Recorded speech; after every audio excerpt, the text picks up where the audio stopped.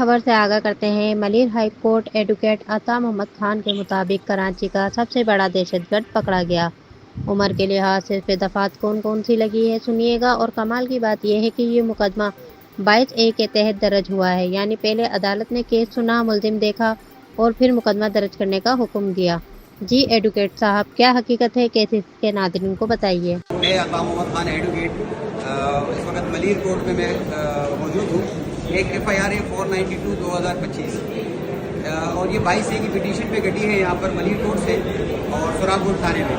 یہ وہ بہت بڑا دہشت گرد ہے اور بہت بڑا چور ہے۔ 379 سیکشن ہے، 149 ہے، 506 اور 427۔ یہ بچے کے خلاف FIR گڈی ہے اور یہ بھی مزے کی بات یہ ہے کہ 22A بھی گڈی ہے۔ 8 نمبر ADVA صاحب نے آرڈر دیے تھے ملیر کے، اور پھر اس کے بعد سوراب کوٹ تھانے نے اس بچے کے خلاف، اس بچے کا نام رحیم اللہ ہے، اس بچے کے خلاف FIR کاٹی اور یہ اپنی بیل کروانے آیا ہے کورٹ سے۔ ڈسٹرکٹ سیشن جج صاحب کے کورٹ میں ہم موجود ہیں ملیر کے، اور یہاں پر یہ اپنی بیل کروانے آئے۔ یہ بچہ دیکھتے ہیں، اس کی عمر دیکھ اور یہ قتل کی دھمکیاں دے رہے ہیں اور 90,000 کا بہت بڑا جنریٹر ہے وہ چوری کر کے لے کے جا رہا ہے۔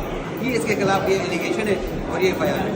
تو بہرحال ہمیں عدالتوں کو بھی سوچنا چاہیے، اور عدالتوں کی بات کریں، اگر SHO صاحب کے پاس ایسا کوئی آرڈر آ گیا ہے، وہ عالتے میں ہے، تو عدالتوں کو تو پتہ نہیں کہ عمر کتنی ہے، لیکن اگر آپ کے پاس ایک آرڈر آ گیا ہے اور آپ کے پاس بچہ بھی پیش ہو گیا ہے، تو آپ SHO صاحب سوراب کوٹ کو میری ہمبل ریکویسٹ ہے کہ خدارا کچھ تو عقل کے نام آپ لے، کچھ تو سوچیں۔ اس بچے کے خلاف آپ نے FIR کاٹی ہے، یہ ابھی بیل کروانے آئے۔